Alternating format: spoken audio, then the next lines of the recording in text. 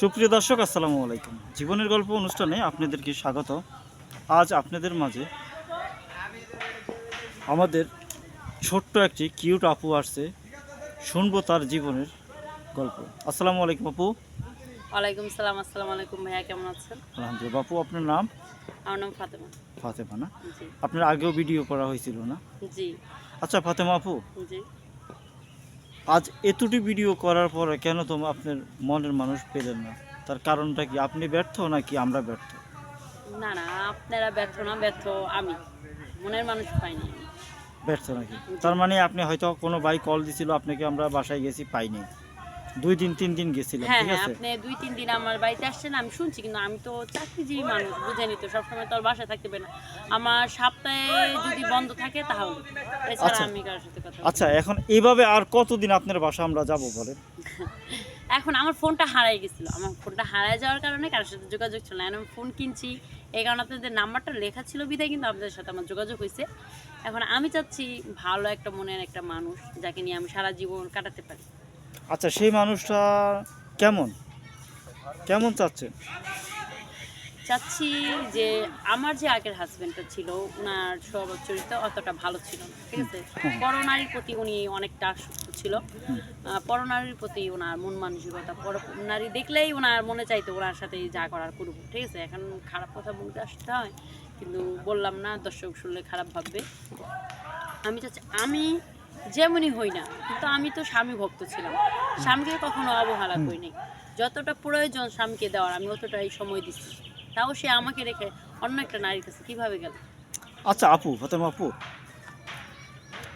তোমার ওর সাথে ডিসকাট কি হয়ে গেছে? হ্যাঁ, ডিভোর্স হয়ে গেছে। ডিভোর্স হয়ে গেছে না? আচ্ছা, আমার এই ভিডিও দেখে যদি কোনো ভাই তোমার সাথে যোগাযোগ করতেছে বা তোমার সাথে কথাবার্তা বলতেছে, এখন সেই ক্ষেত্রে কি তুমি কথাবার্তা বলবা? যদি আপনারা মনে করেন হ্যাঁ এই ছেলেটার সাথে সম্পর্ক দিলে কিংবা বিয়ে করাইলে ওর ভালো হবে, জীবনের সুন্দর হবে, একাত্রতা বুঝবে, তাহলে অবশ্যই আমি করব। ভালো মন্দ তো আপনারা বুঝেন, আমার চেয়েও আপনারা বেশি বুঝেন, অতএব তাহলে আমি অবশ্যই বিয়েটা করবো। বিয়ে বসবে না? জি। আচ্ছা আপু, যেহেতু তুমি ডিভোর্সি, তোমার আগেও একটা বিয়ে হয়েছে, জি। আসলে আমাদের এই ভিডিওটা দেখে কোনো ভাই যদি কমেন্ট করে, হয়তো বা, আমি জানি না, তার দেশের বাড়ি হয়তো বগুড়া বা নোয়াখালী বা চাঁদপুর, যেখানে হয় বাংলাদেশের জি, জি, 64 জি, জি। জেলা।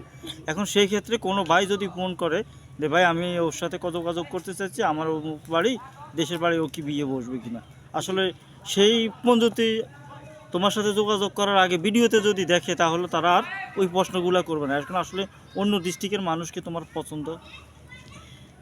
পছন্দ বলতে কি, অন্য ডিস্ট্রিক্ট, নিজের ডিস্ট্রিক্টের মানুষই যে ভালো, অন্য ডিস্ট্রিক্টের মানুষ ভালো না? না, অনেক শত শত মানুষের, কানাডা কোন আরো কত জায়গা থেকে এসে মানুষ বিয়ে করে সংসার করতেছে না, হ্যাঁ হ্যাঁ। করতেছে, কিন্তু তারা সংসার করে থাকছে, তাহলে আমি থাকতে পারবো না কেন অন্য রাষ্ট্রে, অন্য মানে আমার বাংলাদেশে জেলা, অন্য জেলা থাকতে তোমার পারবো না? আমি পারবো তোমার কোনো আপত্তি নেই? না, আমার কোনো আচ্ছা আপু, হয়তো আমার এক ভাই প্রবাসে থাকে, পরকীয়া করে তার ওয়াইফ চলে গেছে, জি। সন্তান রেখে গেছে 2টি। জি।